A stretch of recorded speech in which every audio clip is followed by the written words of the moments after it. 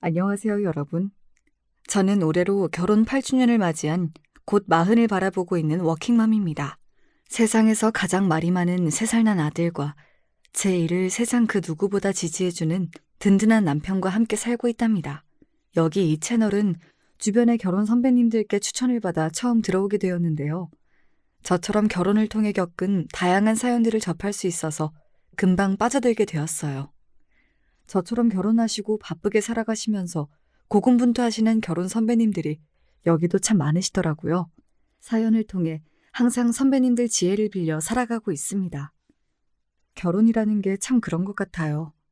내 남편 하나 믿고 한 결혼이라 하더라도 사람과 사람 사이의 일이다 보니 시댁 식구들과 생각지도 못했던 일들로 부딪히기도 하고, 그래서 뜻밖의 마음고생을 하게 되기도 하고, 그 과정에서 나와 타인의 사고방식이 얼마나 다른지도 체감하게 되면서 말이죠. 어떤 것들은 생각보다 사소해서 이 정도 의견 차이야 가볍게 넘어갈 수 있는 문제도 있지만, 어떤 것들은 그런 가벼운 생각으로는 도저히 넘기지 못할 일들도 있고요. 제가 오늘 들려드린 사연은 후자의 것입니다. 저와 남편은 캠퍼스 커플로 연애를 시작했습니다. 남편이 저보다 1년 후배인데 처음 보자마자 제 눈에 쏙 들어서 제가 적극적으로 다가갔습니다. 제 성격이 워낙 솔직하고 감정을 감출 줄을 몰라서 아마 남편도 일찍이 제 마음을 눈치챘을 겁니다. 학교 다니는 내내 무난하게 연애하고 결혼도 아주 당연하게 지금의 남편과 할 거라고 생각했어요. 그런데 이 남자 직장까지 잡고 안정적인 환경이 되었는데도 불구하고 결혼 얘기를 꺼낼 생각을 안 하는 거예요. 자기, 내가 지금까지는 자기 회사 적응하고 바쁜 거 뻔히 아니까 잠자코 기다렸는데 혹시 나랑 결혼할 생각은 없는 거야? 나랑은 그냥 연애만 하고 싶어? 돌려 말하는 성격이 아니기도 하고 그럴 말재주도 없다 보니 그냥 돌직구로 물어봤습니다.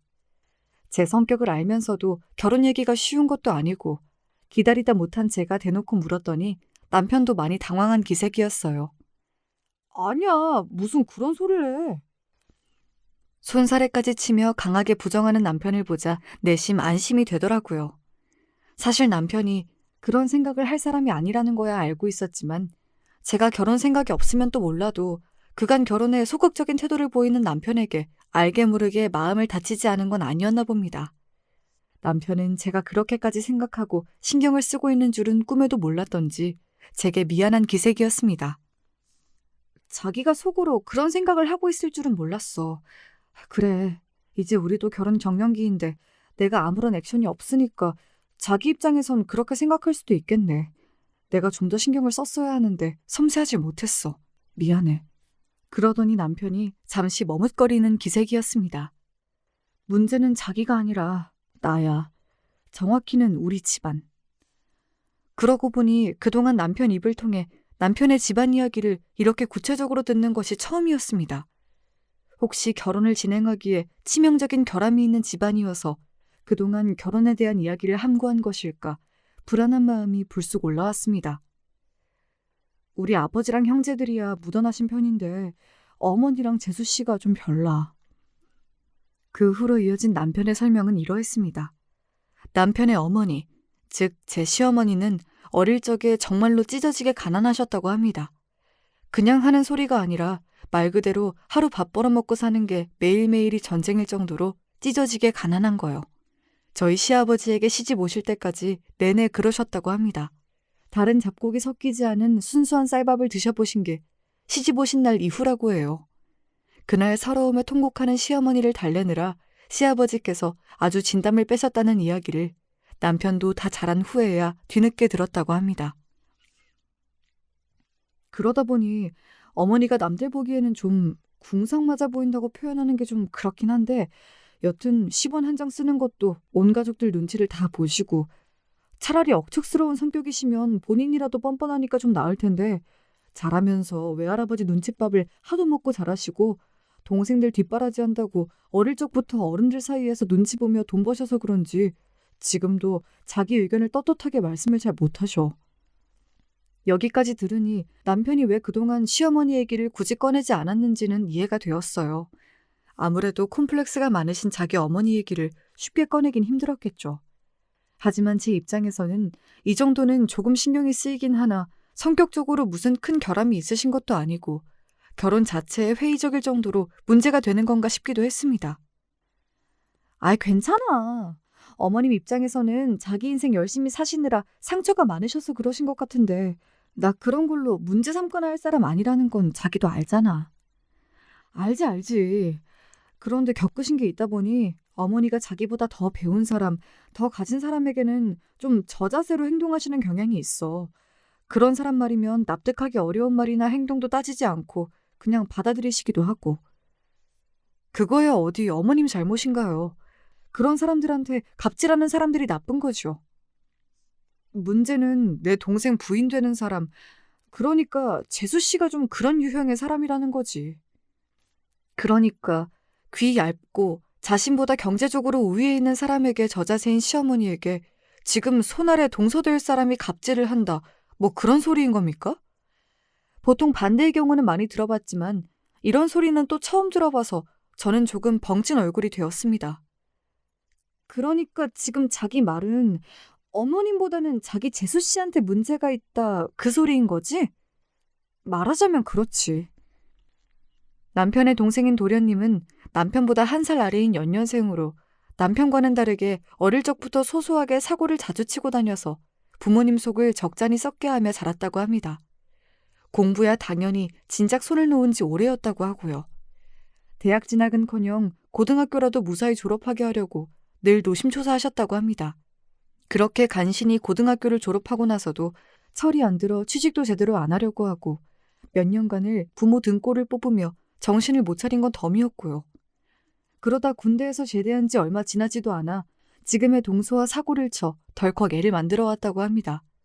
당연히 집안이 발칵 뒤집어졌겠죠. 그동안은 그래도 저놈이 나이를 더 먹으면 정신을 차리겠지 싶어 애써 참으셨던 시아버지도 그만 폭발하고 마셨다고 합니다. 아버지 말씀으로는 제 자식이 생긴 상태에서도 제대로 밥벌이할 생각을 안 하면 저놈 사람 만들기는 그른 거라시면서 손자를 위해서라도 더 이상 받아주면 안 된다고 하시더라고. 내 생각에야 진짜 그러셔야 했는데 오히려 늦은 거지 뭐. 그렇게 도련님 내외는 무일푼으로 시아버지 댁에서 쫓겨났다고 합니다. 그래도 제 새끼가 생겼으니 정말로 정신을 차린 건지 도련님은 그 이후로 정비회사에 들어가서 지금까지 잘 다니고 계시다고 했습니다. 아들이 정신 차린 모습을 본 시부모님과도 다시 왕래가 이어졌다고 하고요. 지금은 정신 차리고 사신다니 잘 됐네 뭐. 근데 재수 씨가 뭐가 문제인 건데? 문제는 초기에 시댁으로부터 경제적 지원을 받지 못했기 때문에 동서의 친정, 즉 시부모님 입장에서는 사돈댁에서 둘의 신혼 월세집 보증금을 전적으로 해결해 주셨다는 겁니다. 동서 친정 입장에서는 번듯한 사위는커녕 월세집 보증금도 못 해주는 수준의 집안으로 딸을 시집 보낸 셈이 된 거죠. 물론 마음만 먹으면 그 정도 지원이야 못 해줄 집안 형편은 아니었지만 결과적으로 아들이 결혼하는데 아무것도 못 해준 모양새가 된 것만은 사실이라 상대방 집안의 눈길이 고울 리가 없었습니다. 거기다 동서의 집안이 시댁보다는 경제적인 형편이 조금 나았다는 것도 문제가 됐어요. 그렇다고 시댁의 형편이 안 좋다거나 한 편은 아닙니다. 하지만 시어머니 입장에서는 아들 장가가는데 변변히 해준 것도 없는 데다 상대 집안 형편이 자기 집보다 나은 집이다 보니 가뜩이나 소심한 양반이 이래저래 여러 가지 상황이 겹쳐지면서 사돈댁에 그만 더 주눅이 들고 마신 거예요. 그렇다고 해도 주변에서 잘 다독여드렸으면 상황이 그렇게까지 되진 않았을 텐데 영악한 동서는 단박에 시어머니 성격을 파악해버렸습니다. 시어머니 머리 꼭대기에 앉아 제 편할 대로 주무를 수 있다는 걸 알아버렸는데 동서는 그걸 포기할 성격이 못 되었습니다. 그렇게 사사건건 시어머니 하시는 일에 동서가 딴지를 걸기 시작하면서 시어머니의 동서 시집살이가 시작되게 되었다는 겁니다. 그 꼴을 보고 시아버지나 남편 입장에서는 부하가 치밀어 오르면서도 결혼 초기에 본인들이 박하게 구신 게 있으니 아주 뭐라고 하지도 못하시고 그 상태로 결혼한 지 10년 가까이 그렇게 지내셨다고 하니 시어머니는 이제 아주 동서의 아바타가 따로 없는 상태가 되었다고요.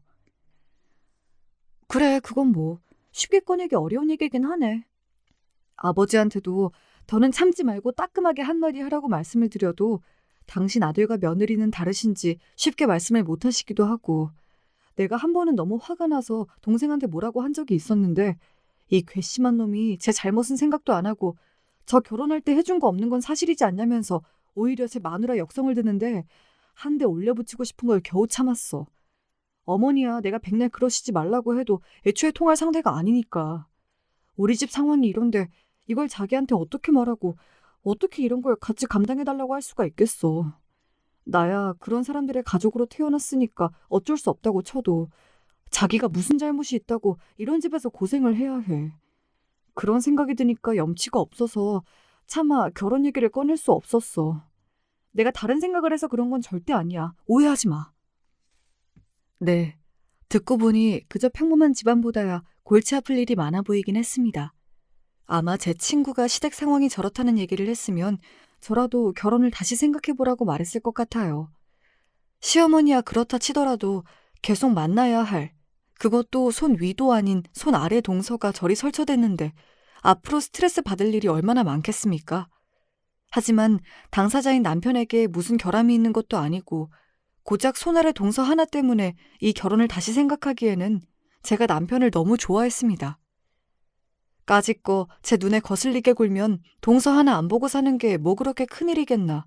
그때는 그런 아니한 생각도 했던 것 같습니다. 그래서 저는 남편에게 호기롭게 말했습니다. 괜찮아. 내가 자기랑 결혼하고 싶은 거지 뭐. 당신 재수 씨랑 가족하고 싶은 건 아니니까. 뭐 얼마나 대단한 사람인진 모르겠지만 나도 그렇게 호락호락한 사람은 아니잖아? 정 어이없게 굴면 그때 가서 그냥 남처럼 지내도 되고. 나 동서랑 싸운다고 모른 척하고 시댁 편만 들고 그럴 거 아니지 자기? 뭐 이쁘다고 그쪽 편을 들어주겠어. 나한테야 자기가 항상 제일 먼저지. 내가 저런 가족들 자기한테 보여주기가 창피하고 미안해서 그렇지. 애초에 싸가지 없는 동생놈이나 그 재수나 나한텐 가족도 아니야. 그런 걱정이라면 안 해도 돼. 저와는 달리 말을 몇 번은 거르고 거르는 남편에게서 저 정도 평가이면 그간 얼마나 형속을 끓였을지 대충 예상이 되었습니다. 뭐 내가 좋아하는 내 남편이 내 편이라는데 저는 더는 무서울 게 없었죠.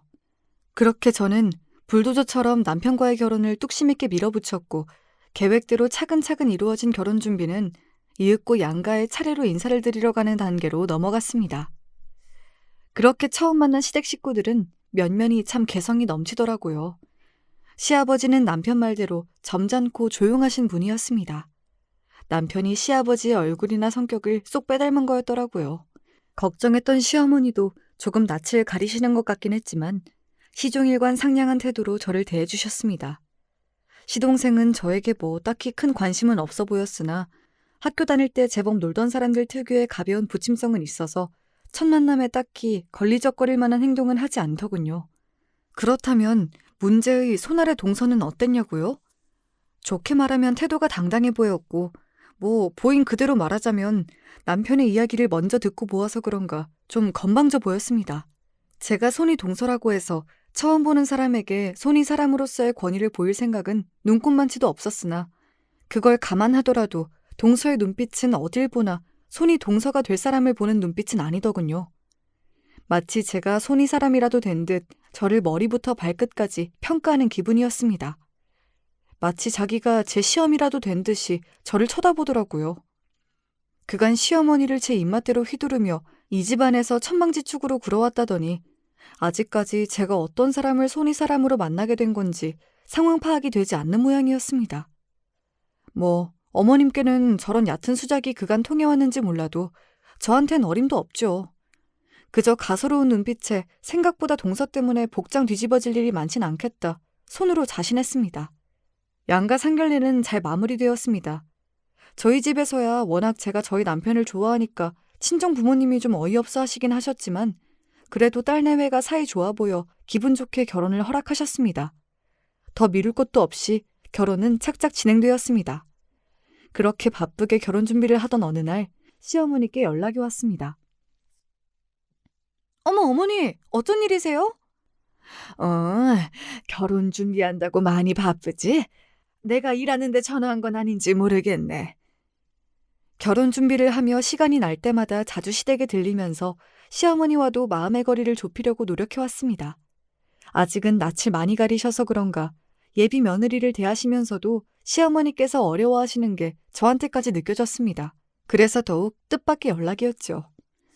아니에요. 말씀하세요, 어머니.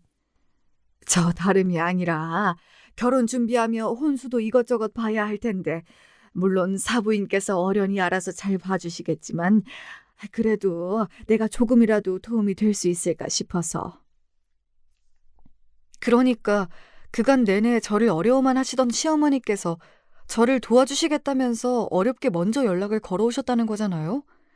그렇지 않아도 어머님과 가까워지고 싶었던 저로서는 놓칠 수 없는 기회였죠. 그래서 거절하지 않고 단박에 그날 바로 약속을 잡았습니다. 남편에게도 이제야 어머님께서도 조금은 나와 가깝게 지내려고 노력해 주시는 것 같다고 자랑도 해뒀습니다. 그런데 도착한 약속 장소에는 어머님만 나와 계신 게 아니었어요. 어머 형님, 왜 이렇게 늦게 나오셨어요? 별로 반갑지 않은 사람이 하나 더 나와 있더군요. 동서였습니다. 그럼 일하다 나온 사람이 뭐 중간에 일 그만두고 뛰쳐나오겠습니까? 하나가 밉게 보이니 말 한마디도 밉살스럽게 들리더군요.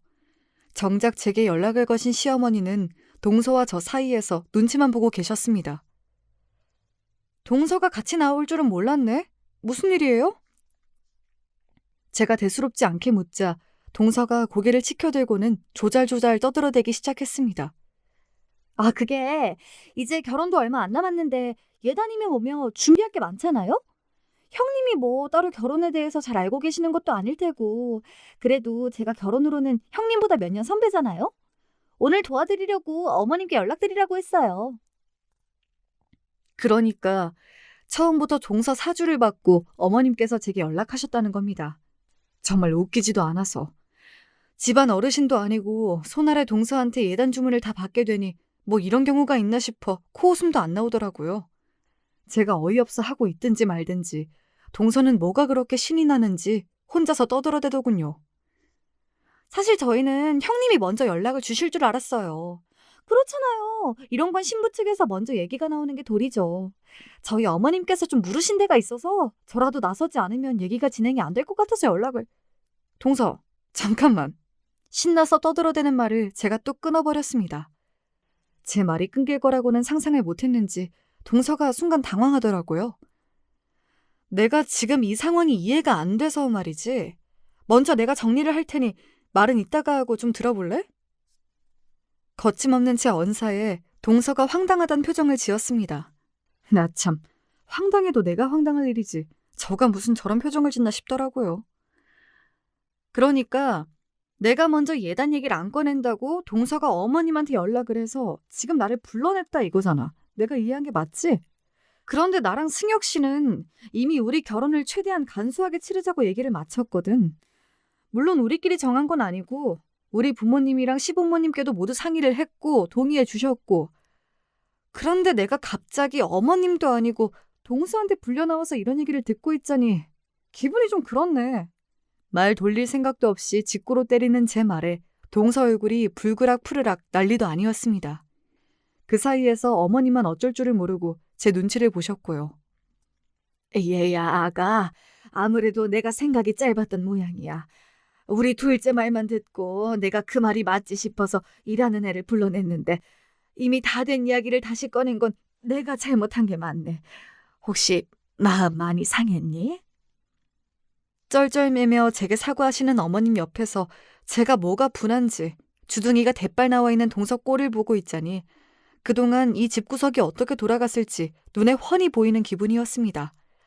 이렇게 동서가 옆에서 제 선도 못 지키고 어머님을 찌르면 어머님은 달리 대꾸도 못하고 동서가 시키는 대로 따라오셨겠죠. 지금까지는 그렇게 지내왔을지 몰라도 저런 동서 얌체짓에 저까지 동참해줄 필요는 없는 거겠죠. 저는 어머님을 돌아보며 차분히 말을 이었습니다. 아니에요, 어머님. 아무런 생각이 없다가도 주변에서 이런저런 얘기가 들리다 보면 사람 마음이 그런 말에 기울일 수도 있는 거니까요. 너무 마음 쓰지 마세요. 그러고는 동서를 돌아보며 말했습니다. 그런데 동서, 어머님이야 동서가 말한 대로 하신 것뿐이지만 동서가 이러는 건 솔직히 좀 불편하네?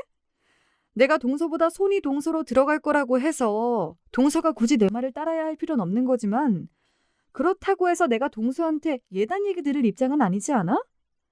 정작 어른인 아버님이나 어머님도 가만히 계시는데 손아래 동서에게 이런 이야기 듣는 건 좀 경우에 맞지 않은 것 같은데? 어떻게 생각해? 제가 뭐 틀린 말 한 것도 아니고 저쪽에서 먼저 경우 없게 나온 건데 저도 할 말이 없겠지요. 동서가 얼굴을 붉히더니 짜증인지 변명인지 모를 말을 쏟아내었습니다. 아니, 그거야. 저는 먼저 이 집에 시집와 있었고 형님이 늦게 들어오시는 입장이니까 이 집 가풍도 잘 모르실 거고 저도 결혼 선배된 입장에서 조언을 하겠다고. 그거야말로 불편한 얘기네. 집안 어른이신 어머님이 옆에 떡하니 앉아 계시는데 동서가 할 만한 말은 아니지 않아? 그럼 얘기가 나왔으니 나도 하나 물어보자. 집안 가풍을 잘 알아서 먼저 예단 얘기를 꺼냈다고 하는데 우리 의견은 예단을 생략하자는 쪽이지만 가풍이 정 그렇다면 따르지 못할 이유도 없어. 먼저 이 집에 시집온 입장이라니 묻는데 그럼 동서는 예단을 어느 정도나 해가지고 왔을까? 나도 알아야 참고를 해서 진행을 하지. 제 말에 동서 얼굴이 그야말로 금방이라도 터질 것 같았습니다. 예단은 무슨 예단이에요.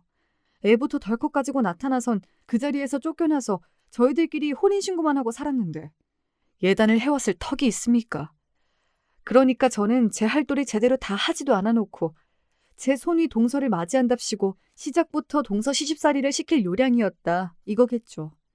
하지만 누울 자리를 보고 다리를 뻗었어야죠. 제가 그렇게 만만한 사람이 아닙니다.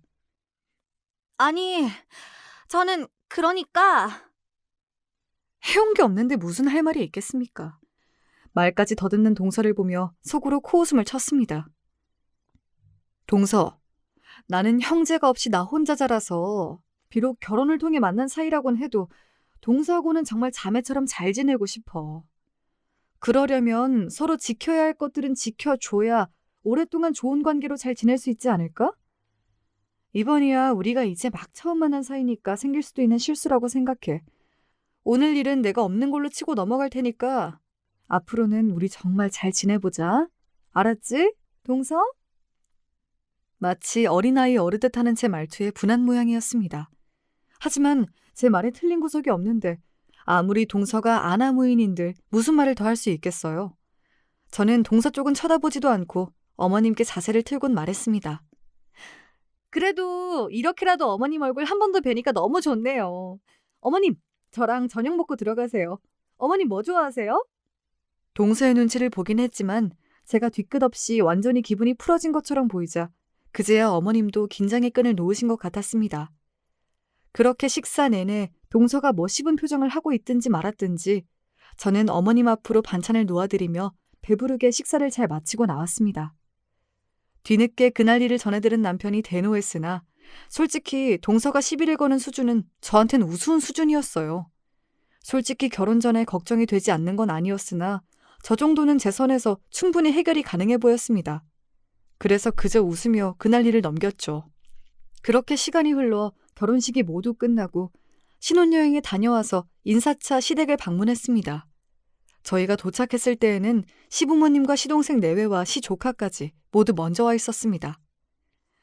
아가, 비행시간도 긴데 나중에 천천히 오래도. 아니에요, 아버님. 승혁 씨랑 실컷 쉬다가 왔는데요, 뭐.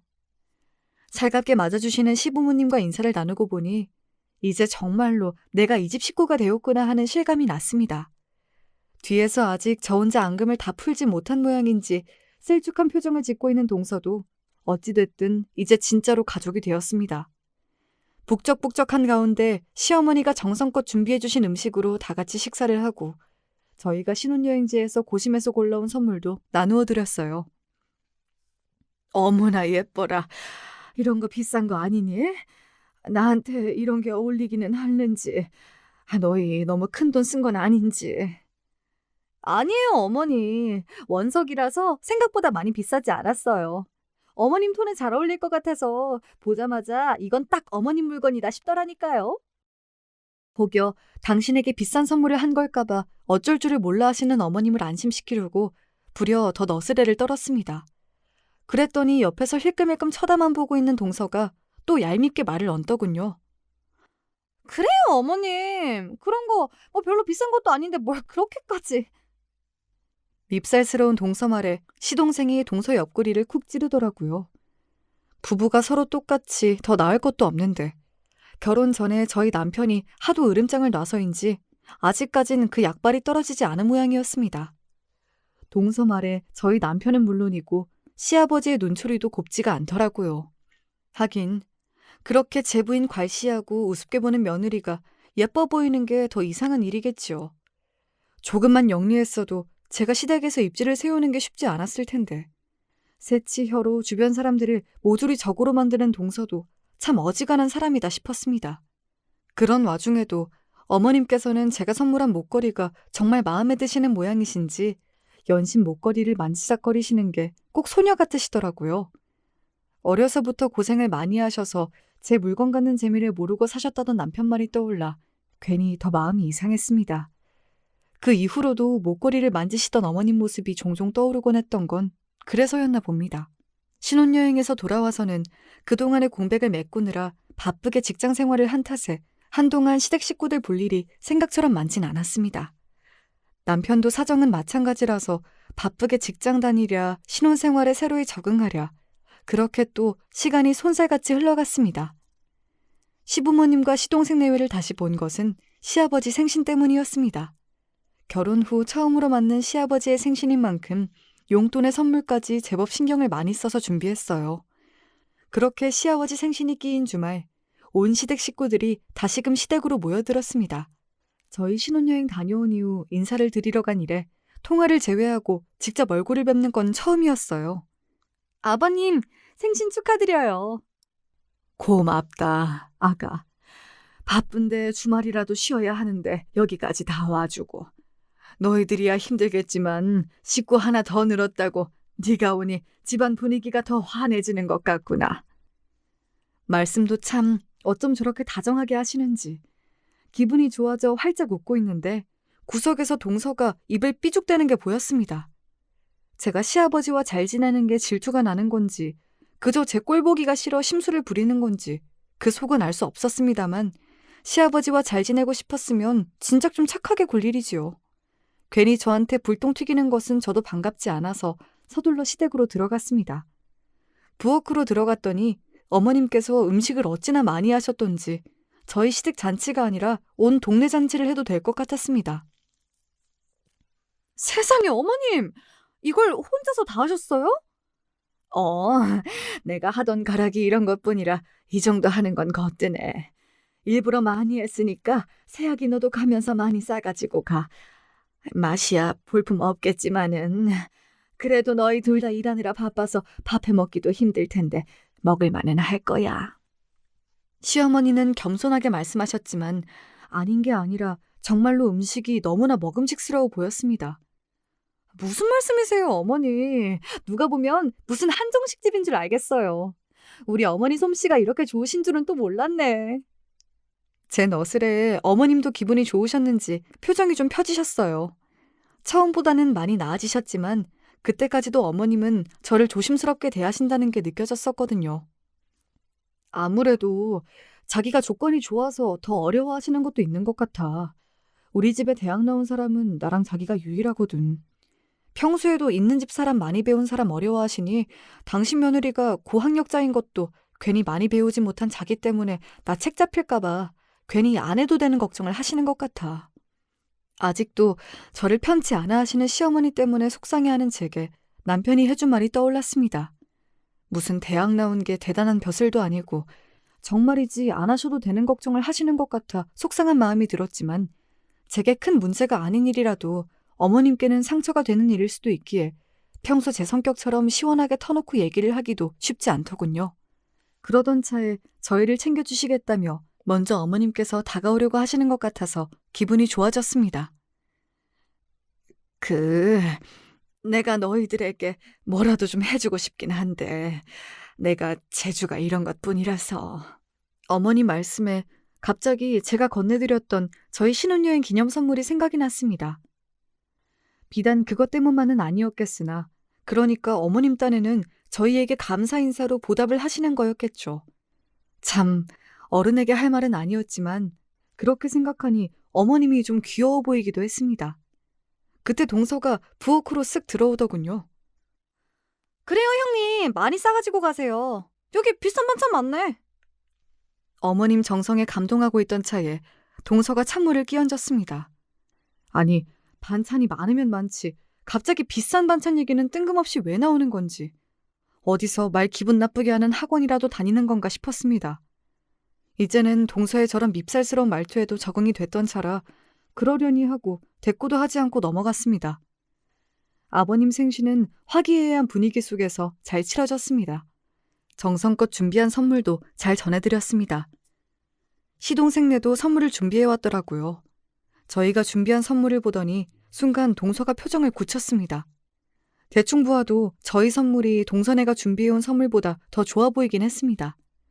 거기에다 저희는 용돈까지 얹어드렸으니 상대적으로 자기가 준비한 선물이 작아 보여서 기분이 별로 좋지 않나 싶었습니다.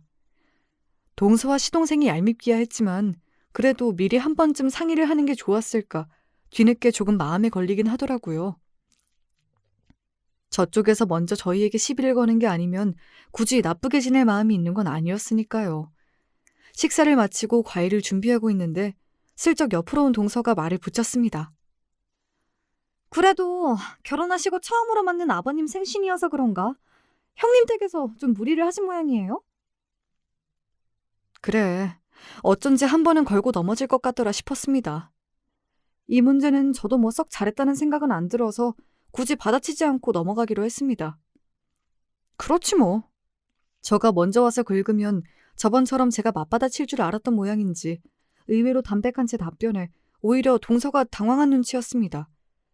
그런데 제가 무슨 쌈딱도 아니고 어떻게 매번 날카로운 말을 일일이 다 받아치겠습니까? 금세 과일 준비가 다 되어서 저는 자연스럽게 그 자리에서 벗어날 수 있었습니다. 그러고는 왁자지껄한 가족들 사이에 있느라 따로 동서가 제게 시비 걸 틈도 없었어요. 집에 돌아갈 시간이 다 되자 어머님이 처음에 말씀하신 대로 저희들 주신다며 그 많은 반찬을 일일이 다 바리바리 포장하기 시작하셨어요. 아유, 어머니, 많아요. 저희 이렇게 많이는 다 못 먹어요. 이게 부피만 커서 그렇지 막상 열어보면 얼마 안 돼. 냉장고 깊숙이 넣어두고 먹으면 그래도 꽤 오래 가니까 들고 갈 수 있는 최대한 많이 가지고 가. 정말로 둘이서 먹기엔 너무 많은 양이라서 손사래를 쳤음에도 불구하고 음식을 싸는 어머님 손길이 너무 신명나 보이셔서 적극적으로 뜯어말리지도 못하고 있었습니다. 그런 저와 어머님을 보더니 동서가 또 와서 한마디 보태더라고요. 그래요, 형님. 어머님이 싸주신다고 할 때 많이 싸가세요. 저기 소갈비도 있네요. 형님 다 가지고 가세요. 말은 반찬 다 양보한다는 소린데 어째 뉘앙스가 깔끔치가 못했습니다. 아까 비싼 반찬 어쩌고 할 때부터 느낌이 쎄하긴 했어요. 듣다 보니 꼭 우리 부부가 제대로 밥 먹을 처지도 못 되어서 시댁에서 반찬 얻어다 먹는 것 같잖아요. 이쯤 되니 저도 말이 곱게만 나가진 않더라고요. 왜? 동선에도 좀 싸가지고 가지? 어머님께서 음식하신다고 이렇게 고생을 하셨는데. 저희야 뭐 사다 먹으면 되죠. 형님 많이 가지고 가세요. 시동생네 벌이가 저희 반토막도 채 안 되는 판에 이게 뭔 소린가 싶었습니다. 시동생이야 외벌이인데다 직장도 그리 좋은 편이 아니어서 저들 형편을 빤히 아는데 왜 저러나 싶었어요. 저희는 둘 다 직장을 다니고 있었고 저는 대기업에 남편은 공기업에서 근무 중이었어요. 뭘로 봐도 저희가 우리한테 할 만한 소린 아니었는데 대체 뭐에 꽂혀서 저런 소리를 하나 싶었습니다. 그새 포장을 마치신 시어머니께서 제 양손 가득 반찬을 안겨주시는 바람에 동서 속을 더 떠볼 새도 없이 시댁에서 떠밀려 나왔습니다. 아무래도 감이 이상해. 왜? 재수씨가 곳에 또 시비를 걸어? 아니, 딱히 대놓고 뭐라고는 못하겠는데 찝찝한 왜 그런 거 있잖아. 또 긁은 거 맞네. 대놓고 말하면 괜히 이쪽이 이상한 사람 되는 그런 거 맞지? 그래, 딱 그런 거. 차라리 대놓고 까불면 내가 아주 코를 납작하게 눌러줬을 텐데. 아, 진짜 왜 또 저러나 몰라. 상대하지 마. 저런 인간들은 상대를 안 해주는 게 최선이야. 그래도 싸움을 걸어오면 어떻게 상대를 안 하고 넘어가나요? 오늘이야 애매해서 그냥 넘어갔다 쳐도 다음에도 저렇게 요상하게 나오면 진짜 가만 안 둔다 속으로 다짐했습니다. 동서 속내는 머지않아 금방 드러났습니다. 시할머니 제사며 친척 모임이며 얼굴을 볼 일이 있을 때마다 동서가 제 속을 긁으려고 드니 티가 나지 않으려야 안 날 수가 없었죠. 어머, 형님! 사회생활 하시는 분이 피부가 너무 까칠하시다. 저 아는 피부과 소개시켜드려요? 아, 형님한텐 좀 부담되시겠구나. 형님, 구두 이거 너무 오래 신으신 거 아니에요? 남들 보는 눈도 있는데 우리 형님이 참 검소하시구나. 우리 형님이 얼마나 알뜰한 분이시냐면 시집 오실 때 뺄 건 싹 빼고 예단까지 빼셨다니까요? 얼마나 알뜰하신지 우리 형님 참 잘 사실 거야. 예, 이쯤 되니 눈치 못 채는 게 바보일 지경이었습니다. 그러니까 제가 결혼 직전에 예단으로 제게 무안을 준 것을 두고두고 마음에 담아두고서는 저 혼자 예단 해오기도 빠듯한 집안딸로 저를 단정지어버린 겁니다. 도대체 어쩌다 저런 멍청한 결론에 다다른 건지 이해가 안 될 지경이었어요. 아니, 단순하게 덧셈 뺄셈만 할 줄 알아도 저희 집 수입이 자기네보다 많다는 건 금방 나오지 않나요? 이건 저희 친정이 무슨 빚쟁이라도 된다고 알고 있지 않은 이상 나올 수가 없는 결론이었습니다. 사고방식이 어이가 없다 못해 황당하다 보니 아예 화도 나지 않더라고요. 일단 사실이 아니기도 했고 저 혼자 소설을 쓰고 자빠져 있는 꼴을 보자니 뭐 보는 재미가 아주 없는 것도 아니더라고요.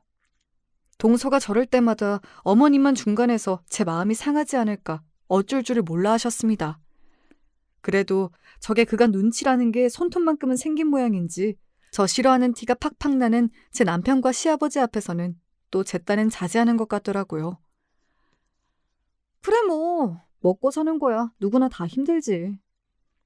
그래, 너는 떠들어라. 딴 생각을 하며 심드렁하게 대꾸했습니다.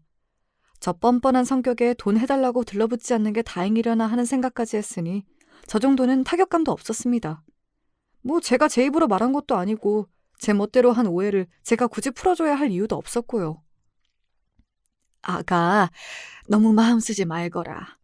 작은 애가 저런 부분에 조심성이 없어서 저런 부분은 내가 지적을 해서 고치도록 도와줘야 하는데 배운 것 없는 늙은이 말이 무슨 힘이 있겠어.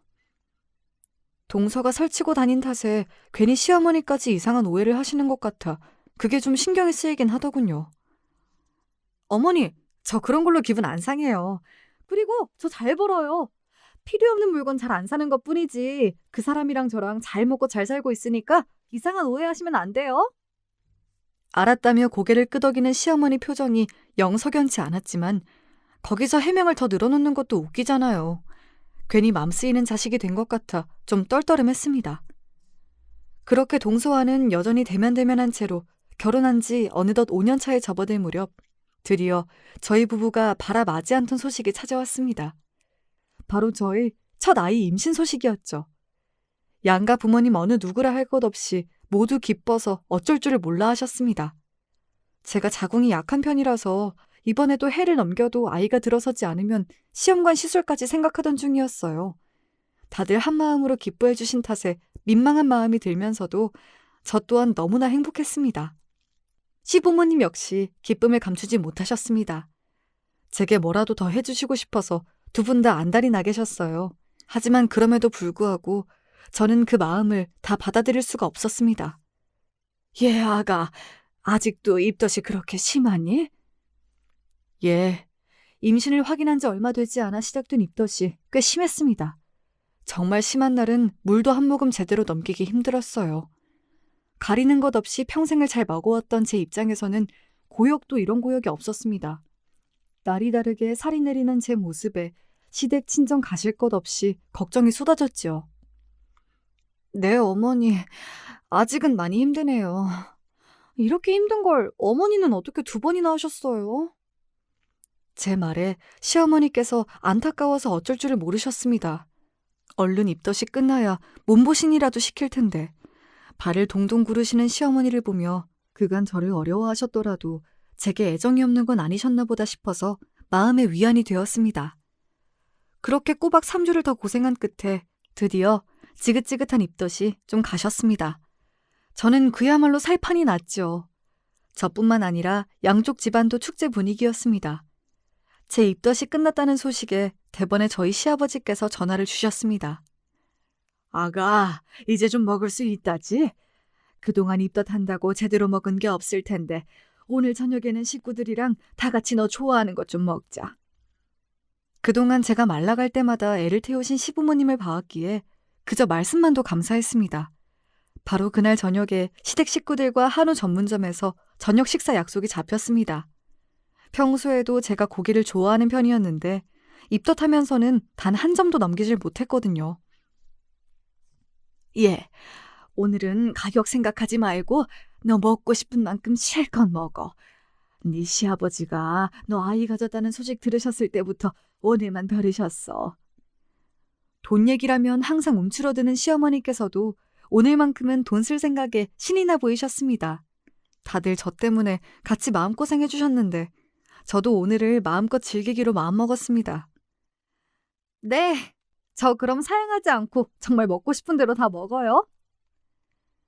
그렇게 갓 구운 한우 한 점을 입에 넣었습니다. 그동안은 고기 핏물 냄새만 맡아도 토악질이 올라왔는데 부드럽게 넘어가는 식감에 이제 좀 살 것 같았습니다. 시부모님은 저 먹는 것만 봐도 기분이 좋으신지 당신들 드실 생각은 않고 연신체 앞으로 고기를 구워 밀어주셨습니다. 저도 꼭 먹이 받아먹는 아기새라도 된 양 두 분 애정을 마다하지 않고 열심히 받아먹었습니다. 그렇게 한참을 열심히 받아먹고 있는데 갑자기 가시돋친 동서 목소리가 들려왔습니다. 형님, 한우 처음 먹어봐요? 누가 들어도 명백한 조롱이었습니다. 동서가 제게 반감을 가진 거야 그 자리에 누구도 모르지 않았지만 날이 날이지 않습니까? 무려 5년 만에 첫 아이를 가진 저희 부부를 축하하는 자리였어요. 그간 대놓고 얘기는 하지 않았으나 동서가 학벌이며 직업이며 제게 열등감을 가지고 있다는 건 잘 알고 있었어요. 그나마 일찍 아이 낳았다는 게 동서가 제게 가진 유일한 우월감이었을 텐데 이젠 그마저도 사라졌으니 배알이 꼴렸을 거라는 건 짐작했습니다. 그렇다고 저렇게 질 떨어지는 시비를 걸어올 줄은 몰랐죠. 재수씨, 지금 그게 무슨 뜻입니까? 대번에 남편 목소리가 날카로워졌습니다. 잠시 멈칫하던 동서는 마치 그간의 한풀이라도 하겠다는 듯 우악스럽게 쏟아내기 시작했습니다. 아니, 그렇잖아요? 뭔 피죽도 못 얻어먹은 사람처럼 없어 보이게 이게 무슨 짓이람? 이제 와서 애 가진 게 뭐 그렇게 대단한 일이라고 온 가족이 다 들러붙어서는. 아무리 아버님이 실컷 먹으라고 했기로서니 무슨 고기 처음 먹는 사람도 아니고 짠하게 시리. 친정에서 5년 만에 임신한 딸한테 뭐 안 해줘요? 예단도 못 나는 집안이니 그럴 형편도 안 되려나? 이 여자가 보자 하니까 미쳤나 정말. 내가 그간 벼르고 있었는데 더는 안 되겠어. 자리를 박차고 일어난 남편을 시아버지가 막아서시더니 동서를 꾸짖기 시작하셨습니다. 내가 그간 너 그 방자한 버릇을 알면서도 넘겨줬더니 오늘같이 좋은 날 이런 데워먹지 못한 짓을 해? 네가 우리 집안을 얼마나 우습게 여겼으면 감히 이따위 짓을 해? 꼴도 보기 싫으니 당장 나가! 남편도 시아버지도 그간 참 많이 참으셨으니 반응이야 이해가 갔습니다. 그 자리에 동서 편은 아무도 없었죠. 심지어 시동생조차 저한테 불똥이 튈까 몸을 사리더군요. 참으로 한심하기 짝이 없는 한상이었습니다. 아버님, 당신도 열 올릴 거 없어. 애 들어, 그만해. 오히려 제가 차분히 둘을 진정시키자 그간 한 번도 저희 앞에서 큰 소리 낸 적이 없으셨던 어머님께서 말씀하셨습니다. 아니다. 이건 그냥 들어넘길 일이 아니야. 그간 내가 모자라서, 내가 부족해서, 네가 둘째에게 듣지 않아도 될 소리를 들어도 막아주질 못해서 이런 일이 생긴 거야. 아무리 생각이 없기로서니 어떻게 힘들게 첫 아이 가진 제 손이 동서에게 저런 소리를 해. 도대체 너는 어떻게 생겨먹은 애니? 항상 제게 주눅 들어있던 시어머니에게 처음으로 듣는 야단에 동서가 충격을 받은 눈치였습니다. 그럼 저가 그렇게 설쳐대는데 언제까지 저를 봐주실 줄 알았나 보지. 제가 코웃음을 쳤습니다. 동서도 참 답이 없다. 어떻게 처음 봤을 때부터 지금까지 사람이 발전이 없니? 혼자 무슨 오해를 하고 말 같지 않은 소리를 했더니 또 돈 타령이니? 우리 부부가 너희보다 돈을 벌어도 배는 버는데 결혼 좀 간소하게 했다고 그렇게 내가 가난해 보이디? 허영만 잔뜩 차가지고는 내가 우리 친정 부모님한테 앞으로 물려받을 재산만 건물이 5채야. 알기나 알아? 진짜 부자는 너처럼 천박하게 돈 소리 대놓고 안 해. 뭘 알고나 말을 해야지. 제가 차분하게 하는 말에 그 자리에 모든 눈이 댕그레졌습니다. 하도 돈 타령 해대는 동서이니 괜히 거머리처럼 들러붙을까 싶어 얘긴 안 했지만 제게 물려받을 재산이 꽤 되는 건 사실이었어요. 비록 그거 아니더라도 동선애보다야 저희 집 형편이 훨씬 낫지만요. 동서, 자식까지 키우는 사람이 그러는 거 아니야. 애가 도대체 뭘 보고 배우겠니? 애한테 좋은 영향까진 못 주더라도 나쁜 걸 보고 배우게 하진 말아야 하지 않겠어? 마치 모자란 아이 타이르듯 부드럽게 어르는 제 말투에 약이 오를 대로 오른 모양인지 창피한 줄도 모르고 동서가 그 자리에서 울음을 터뜨렸습니다. 얼굴이 시뻘개져서는 갖은 추태를 보이는 모습에 시아버지께서 소리를 버럭 지르셨죠. 뭘 잘했다고 울어? 네 놈도 네 처가 저 모양인데 입국 닫고 있으면 그만이냐? 내 도저히 열이 뻗쳐서 네 놈들 더는 못 보고 살겠다. 앞으로 야금야금 빼먹던 지원도 전부 끊을 테니 그런 줄 알고 앞으로 2번 다시 손 벌릴 생각 마라! 네, 그간 시집 올 때 집 안 해줬다는 핑계로 시어머니를 구슬려 이리저리 빼먹은 돈이 적지 않다는 걸 시아버님은 물론이고 저희 부부까지 다 알고 있었습니다. 저희가 아는 것까진 모르셨는지 시어머니는 뜨끔하신 것 같았지만요. 뒤늦게 시동생이 사태 수습을 하려 들었으나 이제 와서 무슨 턱도 없는 일이었죠. 그렇게 동서는 여전히 추하게 질질 짜며 제 신랑에게 끌려나갔습니다. 저희끼리 남은 식당 룸 안에 침묵만이 흘렀습니다. 이윽고 시아버지께서 말씀하셨습니다.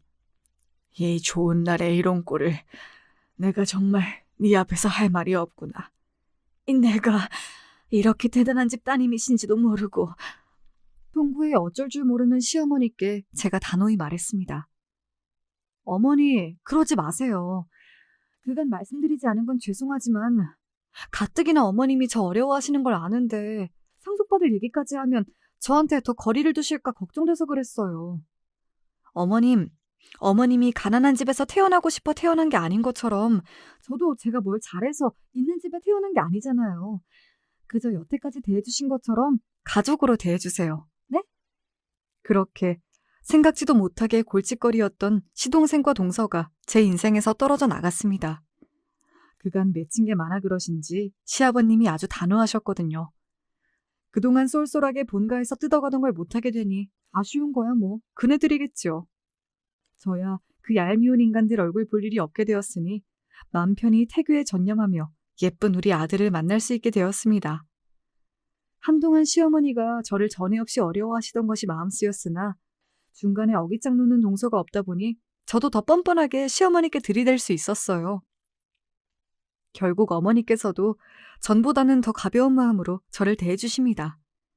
요즘에는 일하느라 바쁜 아들 며느리 대신 손자 봐주시겠다며 자꾸 아이를 데려가시는 통에 말리는 게 일이에요. 세상에 별 황당한 일이 다 있죠? 살면서 돈 없는 사람 취급받아 보긴 또 처음이네요. 그걸 또 이렇게 대놓고 돈 없다고 괄시하는 인간을 보기도 처음이고요. 결혼 생활이란 참 요지경인 것 같습니다. 긴 얘기 재미있게 들어주셨을지 모르겠네요. 다들 남은 하루 가족들과 즐거운 시간 되시길 바라요.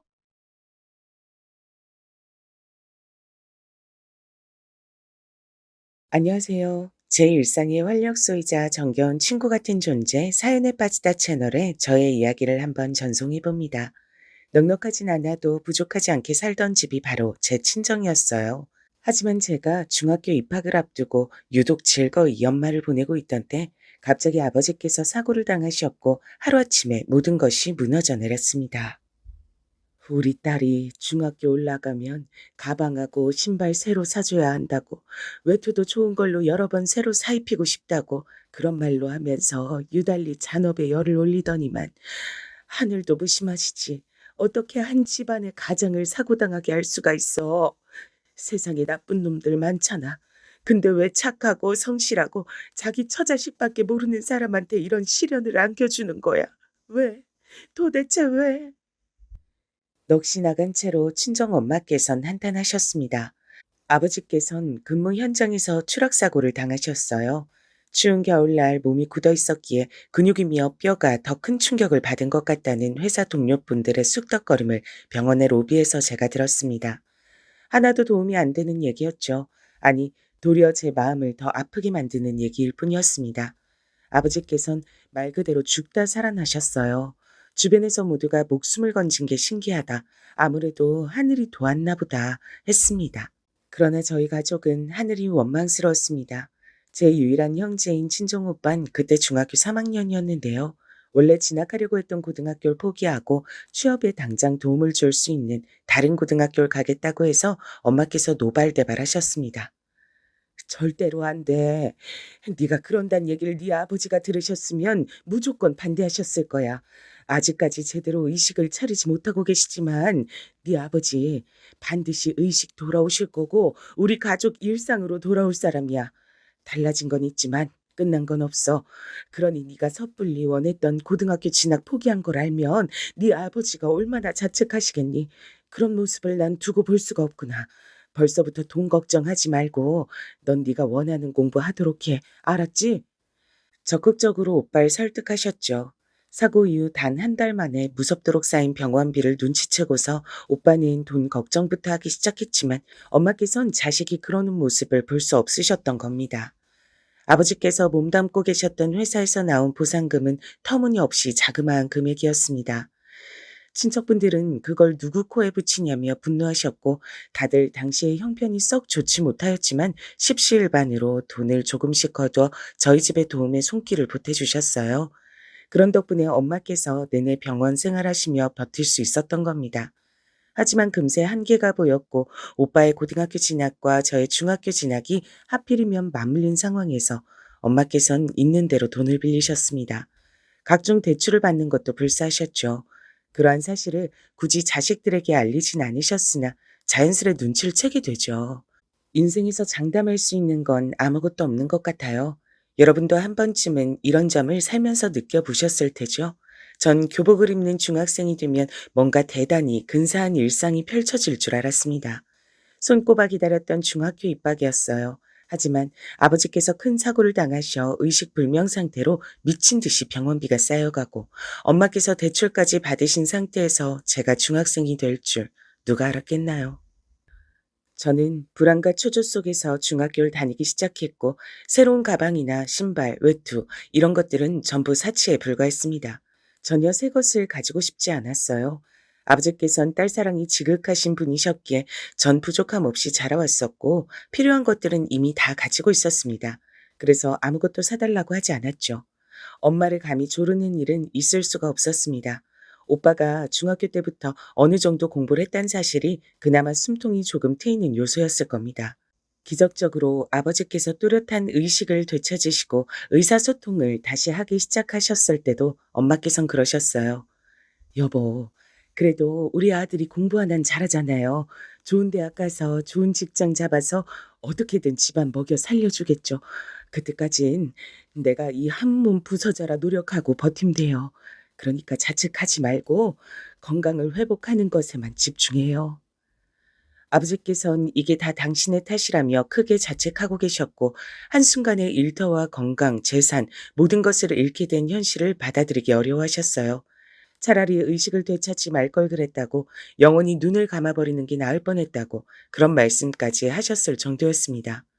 그 앞에서 엄마께서 위로를 해주셨고 용기를 불어넣어 주셨는데 그게 바로 오빠가 앞으로 잘 풀릴 거란 기대였던 겁니다.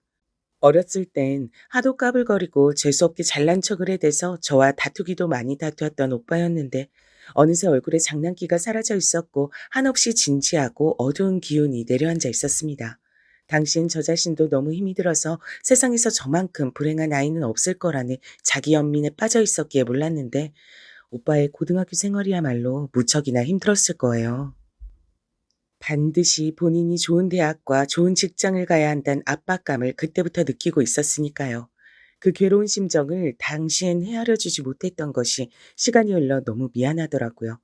아버지께서 어렵사리 퇴원을 하신 이후 거동이 불편하셔 집에서만 지내셨는데요. 학교를 마치자마자 집에 와서 아버지를 보살피는 건 저의 몫이었습니다. 오빠는 하루 종일 학교에 붙어 있었으니까요. 밤 11시가 넘어서야 집에 왔고 아침 7시면 학교를 가는 게 당시 오빠의 일과였습니다. 반면에 저는 학원 한 군데를 안 가고 있었으니 수업이 마치자마자 집으로 와서 아버지를 보살폈죠. 혼자선 모든 걸 하기 어려워하셨거든요. 엄마께선 아버지께서 퇴원을 하시자마자 일자리를 구하셨습니다. 단순 노동을 반복해서 하는 공장 일이었어요. 근데 그게 3교대였죠.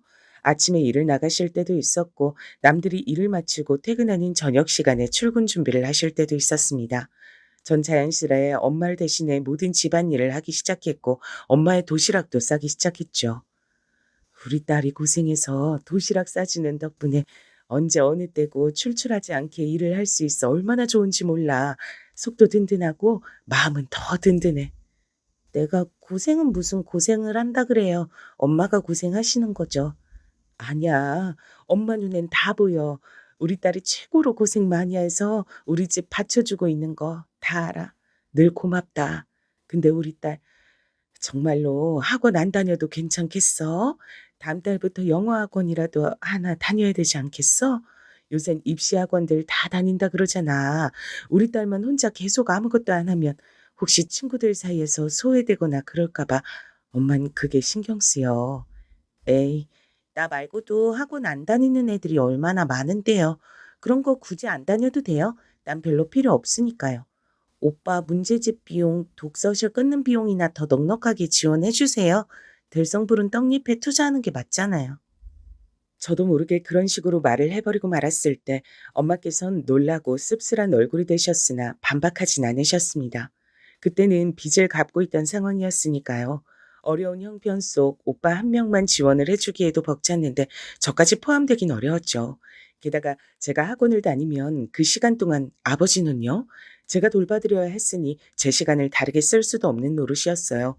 그걸 아시니까 엄마께서도 더 말씀을 안 얹으셨던 거겠죠.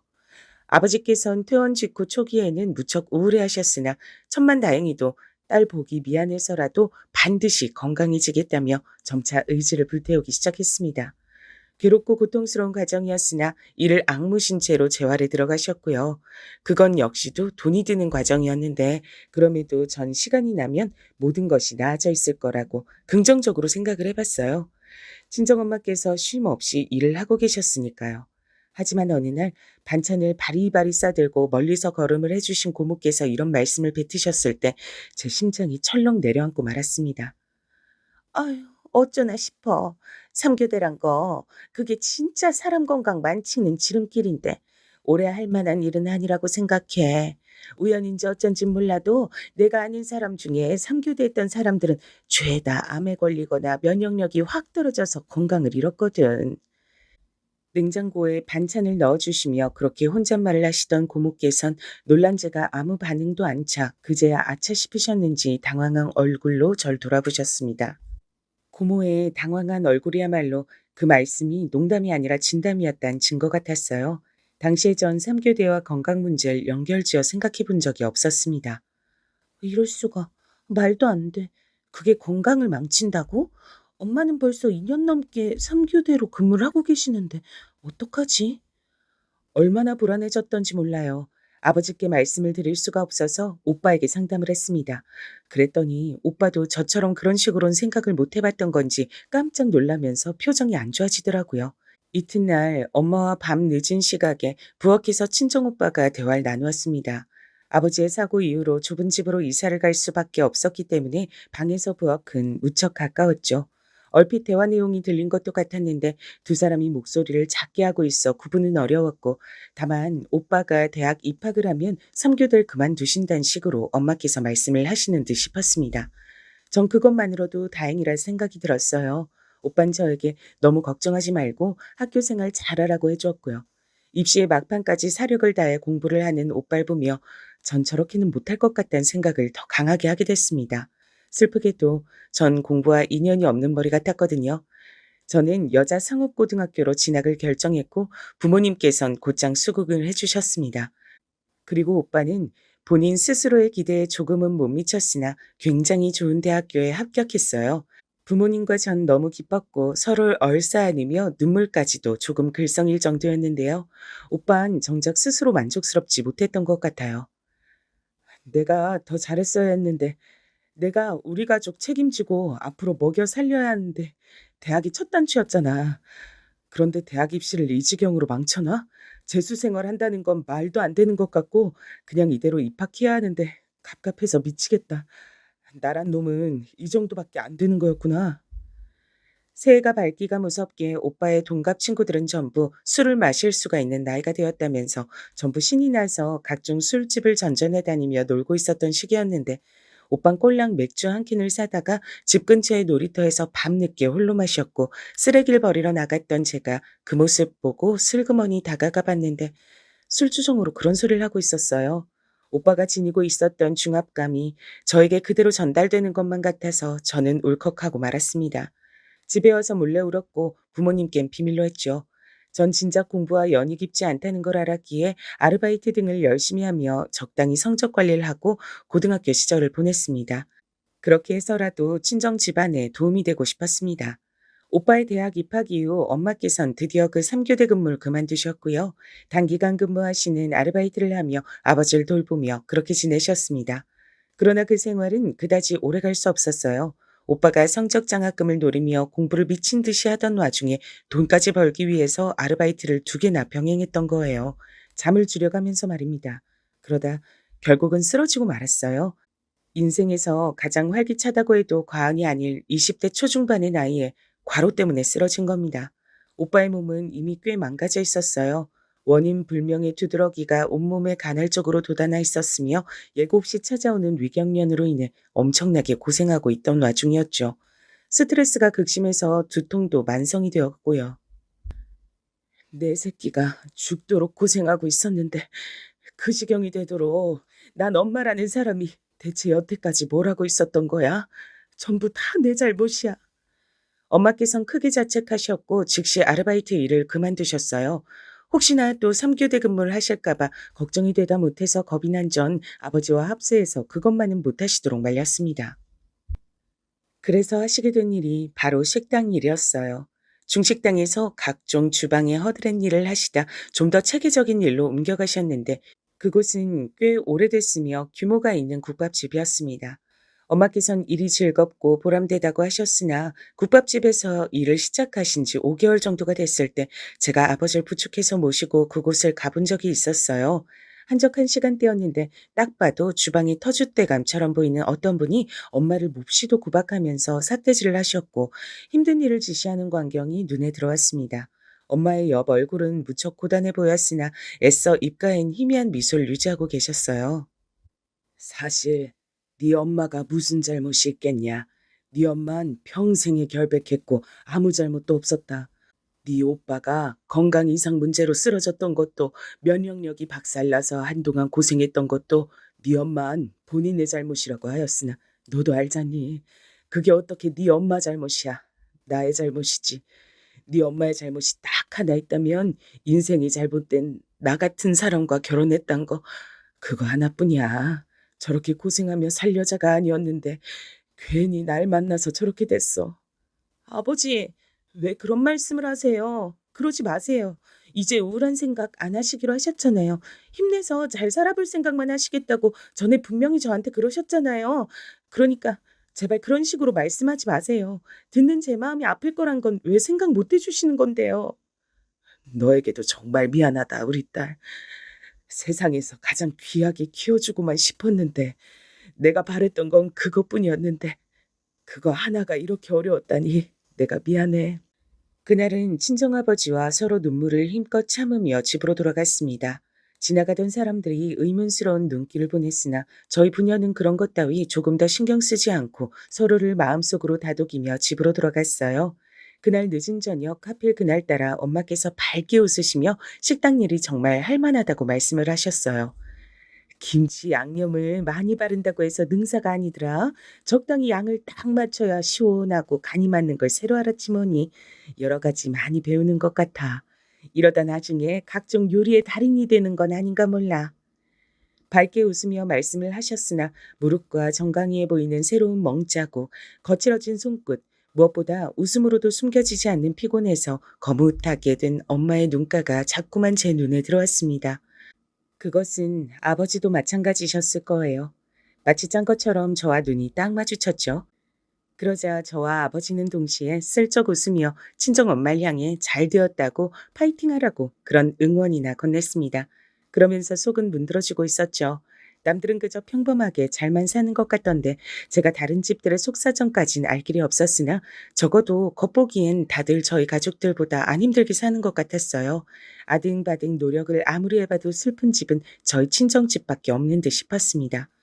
사실 여자 상업고등학교 그것도 도중에 그만두고 싶었고 돈이나 많이 벌고 싶었으나 부모님께서 만류해 주셔서 간신히 졸업장을 딴 것이었어요.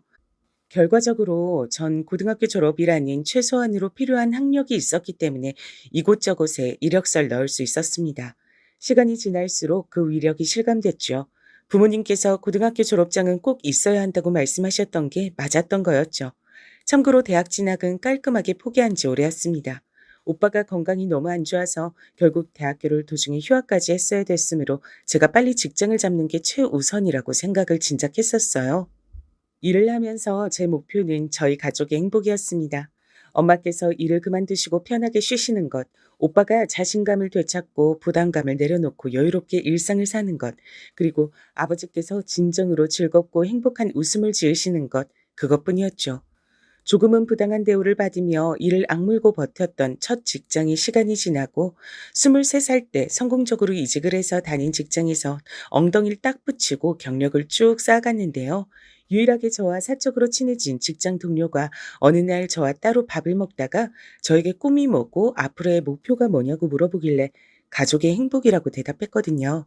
그러자 직장 동료가 숟가락을 내려놓더니 눈물을 훔쳤어요. 그렇구나.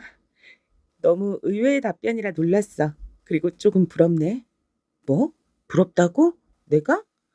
너 지금 그거 나 놀리는 거 아니고 진심으로 하는 소리가 맞아? 당연하지.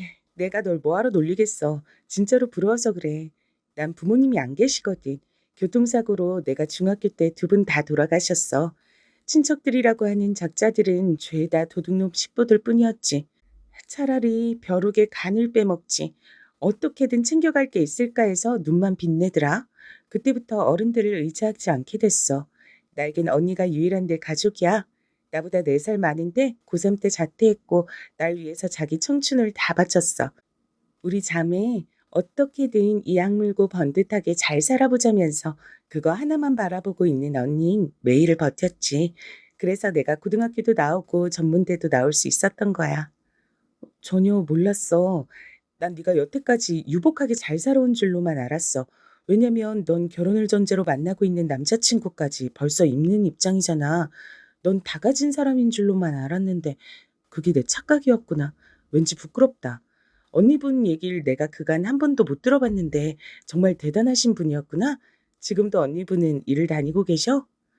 어째서 제가 그 직장 동료와 서로 자라온 환경이 다를 것 같으면서도 이상하게 잘 통하고 편하게 느껴지며 친하게 지내고 싶어졌는지 이제서야 이유를 알 것 같았습니다. 속에 지니고 있는 아픔이란 것이 닮아 있었기 때문이에요.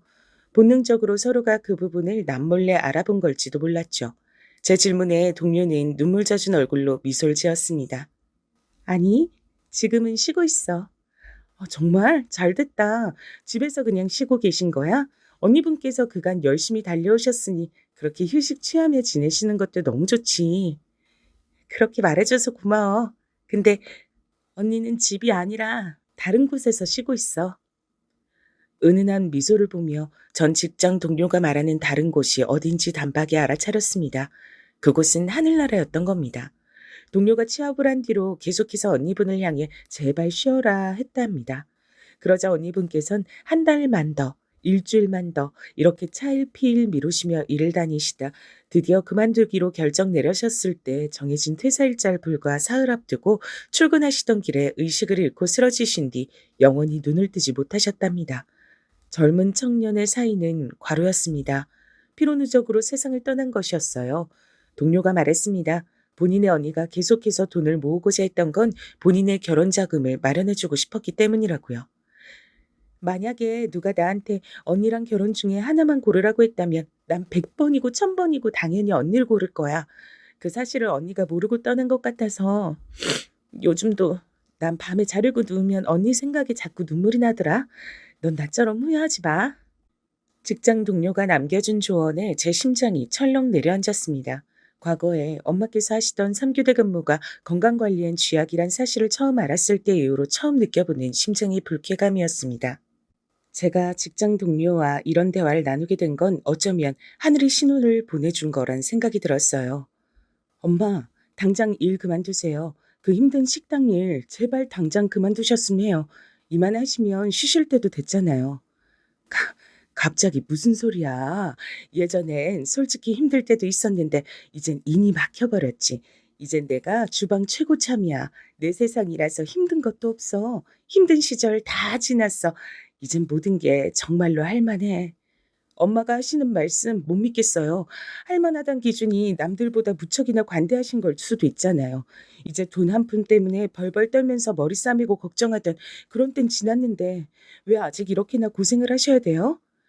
네 오빠 취직한 지 이제 3개월 됐어. 아직이야. 아직은 내가 버텨야 돼. 3개월밖에 안 된 게 아니라 3개월이나 된 거잖아요. 그리고 엄마, 우리 집에 오빠만 있어요? 저는요? 저도 있잖아요. 20살 때부터 계속 직장 생활해온 전 왜 무시하세요? 제가 오빠보다 똑똑하지 않아서 믿음이 안 가세요? 아니야. 그건 절대 아니란다. 내가 왜 우리 소중한 딸을 그렇게 생각하겠니? 절 믿으신다면 제발 일을 쉬셨으면 해요. 엄마의 마음이 뭔진 저도 알아요. 아버지가 일을 못 나가시니까 대신 아버지 목까지 해내시려는 건 역시도 잘 알고 있단 말이에요. 하지만 엄마, 자식으로서 속상한 제 마음도 헤아려 주세요. 엄마가 잘못되시기라도 하면 어쩌나 싶어 걱정되고 늘 마음이 불편해요. 제가 진심으로 호소를 하자 엄마께선 마지못해 일을 그만두기로 하셨습니다. 당장 그만두셨으면 했던 게 본심이었으나 책임감 있게 마무리를 하고 나와야 한다 주장하셔서 결국 2달은 더 근무를 하셨죠. 엄마께서 식당 일을 진짜로 그만두게 되셨던 날 오빠가 저에게 따로 정말 고맙다고 연락을 해왔습니다. 내가 더 잘했어야 했는데 그러지 못해서 네가 나서게 만든 것 같다. 아무튼 고마워. 전 오빠에게 낯간지러운 소리를 다한다며 아무렇지 않게 대꾸했으나 속으론 조금 감동이었어요. 장남의 무게감이란 남달랐던 것 같아요. 아버지의 사고 이후로 오빤 본인이 조금이라도 스스로의 기준에 못 미치거나 실패라면 크게 스트레스를 받았습니다. 어떻게든 본인이 해내야 한다는 압박감을 가지고 있었죠. 바로 그 점 때문에 오빤 결혼이라는 것마저 두려워하며 망설였습니다. 건강 문제 때문에 예상보다 졸업까지 오래 걸렸고 이모저모가 있긴 했으나 결국은 나름 괜찮은 회사에 자리를 잡은 오빠였습니다. 그런 인물이 결혼에 회의적인 게 이상해서 친정부모님께선 슬슬 걱정을 하셨고 제가 나서서 한 번은 대놓고 물어봤었어요. 그랬더니 오빠가 저에게만 속내를 밝히겠다고 하시며 이렇게 대답을 하더군요. 나는 우리 부모님을 최고로 잘 모시고 공경해 줄 여자하고 결혼하고 싶은데 그런 여자가 과연 있을까? 설사 그런 여자 같아서 결혼을 한다고 해도 만약에 속으로 몸이 불편하신 우리 아버지를 욕하거나 귀찮아하면 어떡하지? 마음 여리신 엄마 머리 꼭대기에 서려고 하면 그건 또 어떡하고. 가장 걱정되는 건 내가 꾸린 가정을 더 중요시하게 될지도 모르는 내 자신의 변화야. 그게 너무 끔찍하다. 그런 불효는 저지르고 싶질 않아. 듣는 것만으로도 왠지 숨이 턱 막힐 것 같았어요. 얼마나 많은 고뇌를 하며 살고 있는 것인지 저도 고군분투하며 살아왔다고 생각했지만 오빠에 비하면 못 미치는 듯 했습니다. 그리고 무엇보다 오빤 저를 먼저 결혼시키고 싶다고 했어요. 제가 어떤 놈하고 결혼하게 될지 모르니까 우선은 결혼 자금을 일정 수준으로 마련해 놓는 게 필수인 것 같다고 본인은 그렇게 생각한다 그랬습니다. 제가 결혼해서 안정적으로 행복하게 잘 사는 것까지 봐야 본인의 결혼 문제를 진지하게 그때 가서 고려해 보겠다고 하는 말에 제가 두 손 두 발을 다 들었죠. 왜 우리 집엔 자꾸 우울하고 힘든 일들만 일어날까 생각하던 때도 있었는데 그럼에도 우리 네 식구는 서로를 항상 생각하는 마음만은 변치 않았구나. 어쩌면 그 어떤 집보다도 축복을 받은 걸 수도 있겠어.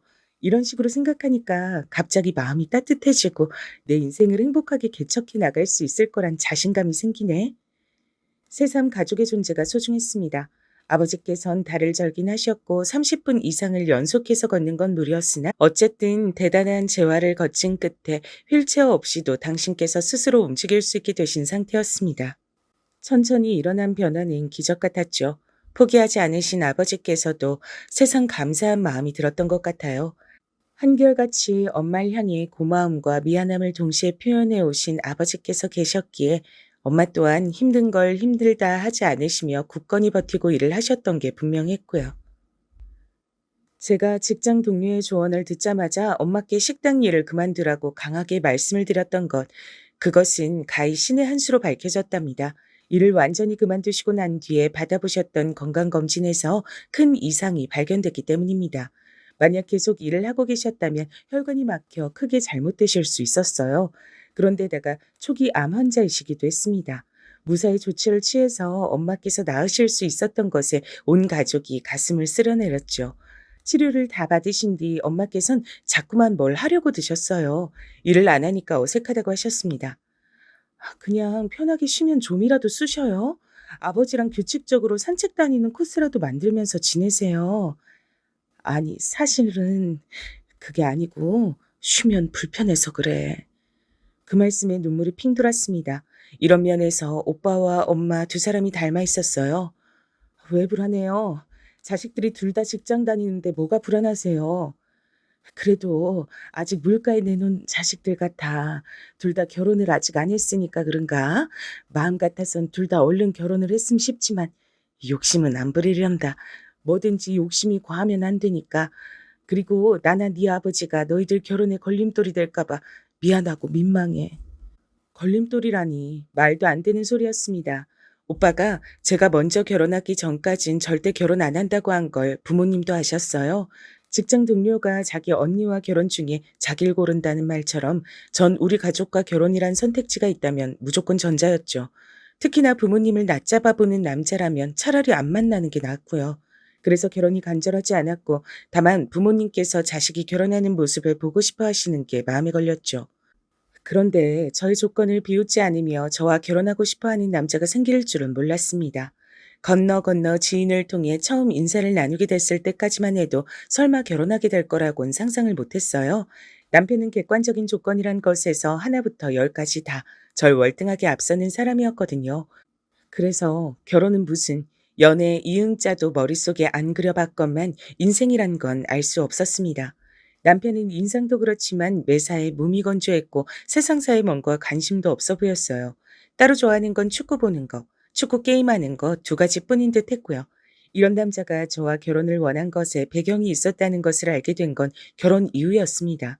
어쩌다 보니 번갯불에 콩 구워 먹듯이 하게 된 결혼이라 이전엔 이유를 알 길 없었어요. 참고로 결혼 얘기에 부모님께선 반색하셨고 제가 결혼하면서 딱히 돈 크게 안 들어갈 것 같다니까 오빠가 화들짝 놀랬죠. 결혼이 금방 진행됐습니다. 전 이전에 남편이 만났던 여자가 있었는데 결혼 직전까지 갔다가 파혼했더라고요. 남편 여동생, 즉 저의 시누이가 그 이유를 제멋대로 나불거렸습니다. 그 언니는 싸가지가 바가지였어요. 아주 약간 사는 집 딸내미였거든요. 그래봤자 원래 부자는 아니고 벼락 부자? 졸부 주제에 고상한 척은 얼마나 하던지. 그분 성격이 별로라서 파혼까지 갔던 건가요? 말도 마세요. 신혼집 매매 아니고 전세로 구했다고 지랄지랄. 30평대 아니고 20평대라고 지랄지랄. 예식장이 호텔이 아니라고 지랄지랄. 결정적으로 혼인신고 안 하고 살다가 애 생기면 그때 혼인신고할 거고 수 틀리면 이혼하겠다 그래서 그 지랄지랄만큼은 못 참은 우리 엄마가 난리 나신 거죠. 그 언니한테 세게 한마디 했다가 그거 갖고 또 그 집안 식구들이 눈 뒤집고 시끄럽게 돼서 하여간 그러다가 파혼했던 거예요. 과정이 그러했으니 파혼하기 전에 감정은 식어 있었고 남편은 그 여자에게 질릴 대로 질린 상태였다고 합니다. 그런데 절 보자마자 이 여자다 싶어 바로 결혼까지 해버린 것이었죠. 전 남편이 그 여자와 살려고 준비했던 신혼집에 들어와 살고 있던 거고요. 당연하게도 시댁은 친정보다 형편이 넉넉했는데요. 시부모님께서 이혼하셨고 시어머니 혼자 남편과 시누이를 키우셨기 때문에 시아버지께선 안 계셨습니다. 남편이 고등학교 때의 일이었고 그 이후로 시아버지께서 돈은 매달 보내오셨다 그랬어요. 이혼 사유는 시아버지의 바람이었고요. 근데 시아버지께서 바람이 난 상대가 시어머니의 지인이었다고 합니다. 마치 어느 유행가의 가사처럼 잘못된 만남이었던 거예요. 물론 이 이야기도 시누이가 나불거리는 바람에 알게 됐던 거죠. 시어머니께선 경직된 가풍 속에서 자라셨던 분이기 때문에 배우자에게 외면받고 이혼까지 당했다는 사실을 무척 수치스럽게 여기셨고 실제로 당신의 친정 식구들에게 거센 질타를 받으신 뒤 충격에 빠져 한동안 병원 신세를 지신 적도 있다 그랬어요. 남편은 본인의 모친을 무척 불쌍하게 생각하는 듯 했습니다. 일명 마마보이 기질이 있는 듯 싶었네요. 나는 네가 없이 사는 집안이라 오히려 고분고분해 보이고 좋더라. 거만한 거, 거드름 피우는 거 딱 질색이야. 시어머니께서는 노골적으로 절 며느리로 들이신 이유를 말씀해 주셨습니다. 제가 남편과 파혼했던 그 여자와 다르게 배경이 허접해서 고분고분하고 순전적이고 찍소리 안 할 것 같다는 게 이유였죠. 참고로 시어머니께선 꾸준히 점집을 다니셨는데 거기서 남편이 반드시 그 해에 결혼해야 한다는 소리를 했다고 합니다. 그래서 파혼 이후에 저와 얼른 결혼시키셨던 거예요. 점집에 갖다 바친 돈이면 외제차 한 대는 기본으로 뽑는다는 시누이의 얘기에 제가 기절할 뻔했습니다. 한두 푼 벌고 모으는 거 너무나도 힘들고 간절하게 해온 저였기에 그런 식으로 거액을 쓰는 건 상상도 안 됐어요. 이런저런 남편은 신기했죠. 본인과 너무 다른 사람이 저였으니까요. 제가 살아온 궤적을 남편은 신기했으며 제 얘기에 흥미를 많이 보였습니다. 그래서 제가 남편에게 제 친정 얘기를 자주 해줬어요. 아버지의 사고 이전부터 저희 친정 식구가 살아온 얘기들을 말입니다. 하지만 남편에게만 얘기했을 뿐인데 설마 그걸 시어머니와 시누이가 모두 알고 있을 줄은 몰랐어요. 어느 날 호출을 받고 시댁에 가서 마늘을 다 까놓으라기에 힘겹게 까고 있는데 시누이가 오더니 그러더라고요. 독한 마늘 같은 인생이 새언니 인생 아니겠어요? 오빠한테 새언니네 얘기 들어보니까 마늘처럼 촌스럽고 눈물이 나는 인생이었더라고요. 구질구질하게 사는 사람들을 조명하는 다큐멘터리를 길게 한 편 본 것 같았어요. 머리가 띵해졌습니다. 제가 지나온 것들이 전부 그들에겐 흥미거리 정도에 지나지 않았어요. 시누이는 머리가 꽃밭이라 말을 이렇게 한다고 쳐도 옆에서 피식 웃는 시어머니는 뭐란 말입니까? 과연 결혼해서 행복한 것일지 스스로 의문이었습니다. 후다닥 해치워버린 저의 결혼, 뒤늦게 친정 부모님께선 걱정이 되셨는지 제가 잘 지내는지 너무 궁금해하셔서 괜찮다는 말씀을 자주 드려야 했어요. 엄마께선 이제야 서서히 마음이 놓인다고 하셨죠. 제가 결혼해서 잘 사는 모습을 확인하자 만성 불안이 가시는 듯하다 그러셨습니다. 근데 제가 어떻게 결혼 생활이 안 행복하다고 하겠어요? 무조건 만족스럽다고 거짓 웃음을 지어냈죠. 저를 철저히 깔보시는 시어머니, 저를 막대하는 시누이, 매사에 건조한 태도의 남편. 솔직히 행복하지 않았으나 가짜로 웃었습니다. 엄마께서 실력 발휘를 하시겠다면서 반찬 만드시는 것도 거절하지 않고 다 받을 수밖에 없었죠. 식당 일 하시던 것이 손에 박히셔 이것저것 곧잘 만드셨죠. 근데 이걸 또 남편이 시댁에 알린 모양이었습니다. 새언니, 집에 맨날 반찬 많다면서요? 좀 나눠주시면 안 돼요? 저희 엄마가 국하고 죽은 솜씨가 좋은데 나머진 보통이셔서 반찬을 가끔 사 먹는 편이거든요. 새언니가 반찬 좀 갖다 주시면 좋을 것 같네요. 괜히 남편이 얄밉게 느껴졌으나 이왕 친정엄마께서 정성껏 만드신 것들을 가장 신선할 때 다 먹으면 좋을 것 같아 시댁에 나눠줬습니다. 그랬더니 시어머니께서 맛을 보고 만족을 하셨어요. 아이고야, 역시 식당 출신은 다르시네. 구르고 구른 보람이 있으시겠어. 근데 꼭 말씀을 그런 식으로 하셔야 하나 싶어 기분이 나빠졌으나 못 들은 척을 택했습니다. 이 평화를 깨고 싶진 않았거든요. 이걸 평화라고 불러도 되는진 모르겠지만 말이죠. 그러다가 엄마께서 저 입맛 없을 때 먹으라고 물김치 해주셨어요. 밥하고 먹어도 소면을 삶아 먹어도 맛있는 물김치였죠. 이건 시댁과 나누고 싶지 않아서 저희끼리 조용히 먹자고 분명 제가 그랬었는데 남편이 또 시댁에 말했습니다. 시누이가 물김치 먹고 싶다고 하도 노래를 불러서 별 수 없이 작은 통이 나눠줬고요. 남편에게 대체 왜 말했냐 했더니 자긴 별 생각 없이 굴었을 뿐이지 일부러 그런 건 아니라는 궤변을 늘어놓더군요. 기가 막혔네요. 시어머니께서 다른 반찬보다 김치를 더 잘하시네 하며 엄마의 솜씨를 높여주신 것, 그거 하나만큼은 왠지 뿌듯했어요. 하지만 이건 알고 보니까 좋지 않은 징조였습니다. 몇 주 후에 시어머니께서 대뜸 김장 얘기를 꺼내신 겁니다. 김장 하신다니? 하시겠지? 그때 우리 먹을 것도 좀 해주셨으면 좋겠는데 넉넉하게 값은 챙겨드릴 테니까 그건 걱정하실 필요가 없고. 그렇게까지 콕 찍어서 김장 얘기, 돈 얘기를 하시니까 어쩔 수 없이 친정엄마께 이러이러한 요청을 받았다고 전달은 해드려봤어요. 그랬더니 엄마께서 아주 흔쾌하게 수락을 하시는 거예요. 제 시댁에 당신께서 도움이 된다면 그것으로 즐겁다고 하셨습니다. 가슴이 뭉클해졌고 역시 엄마가 최고란 생각이 들었어요. 그러고 나서 김장철이 다가오기 시작할 때였습니다. 시어머니께서 저에게 봉투를 내미셨죠. 김장값이라고 하셨습니다. 후불 아니고 선불로 챙기는 것 봐. 내가 이렇게 센스가 넘치는 사람이란다. 김장은 더도 말고 덜도 말고 100포기 정도만 부탁할게.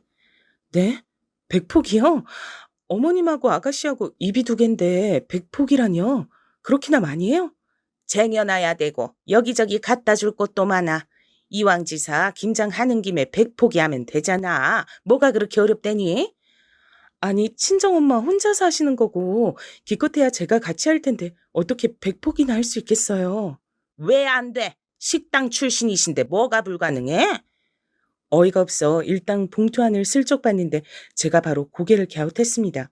금액이 단박에 가늠이 됐거든요. 놀라서 저도 모르게 지폐를 꺼내봤고 30만 원이란 걸 확인했습니다.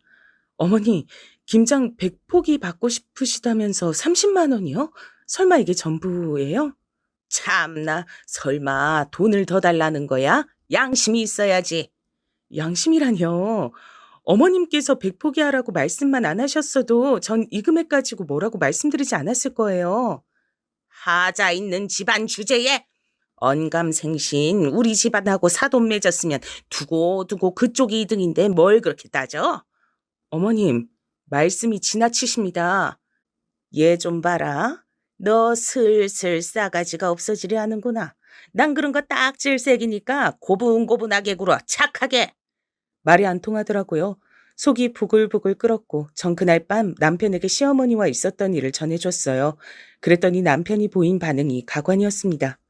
우리 엄마 욕하지 마. 마마보이라고 진작 느끼고 있긴 했지만 너무 실망스러웠어요.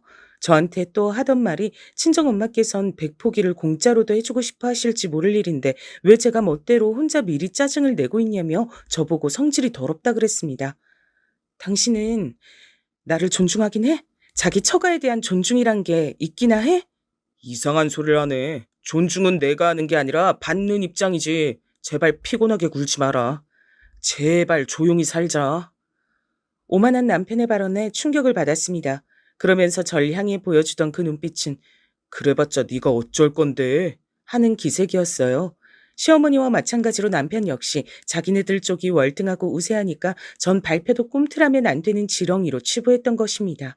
밤새 열받아서 잠이 안 왔어요. 이틀 고민하던 전 다이소에 가서 5천 원 주고 김치통 하나 샀습니다.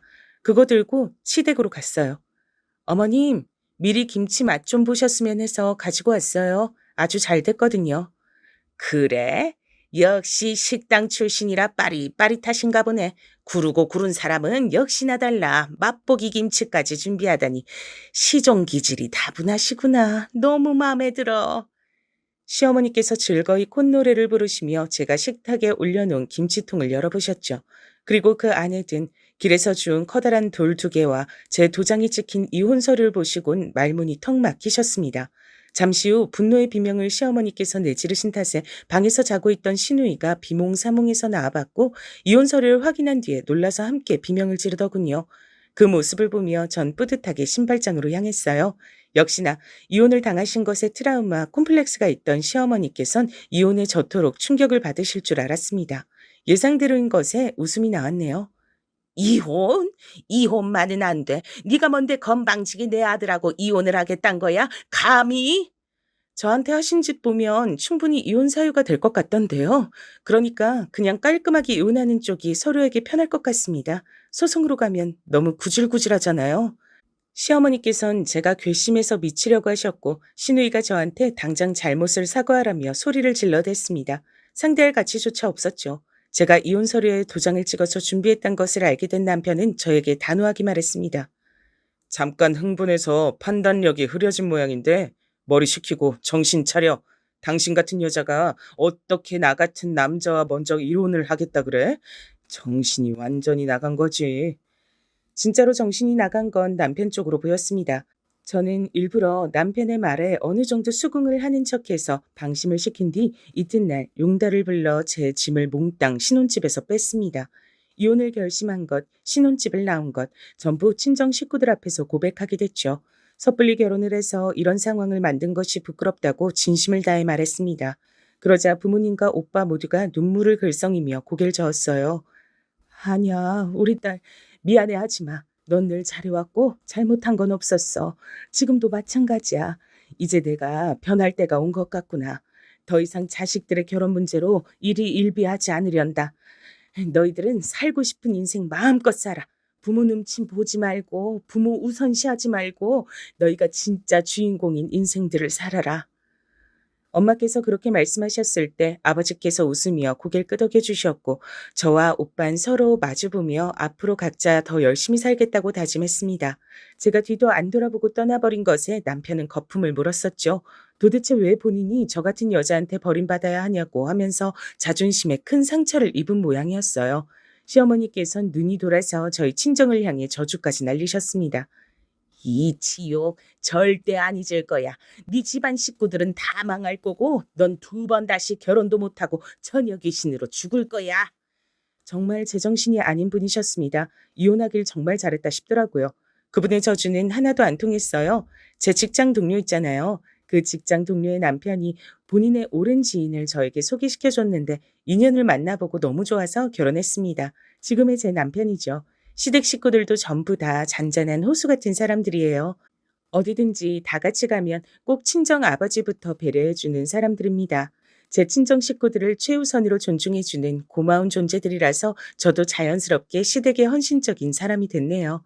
전 남편 그놈은 재혼을 했다가 1년도 못 채우고 이혼했다 들었습니다.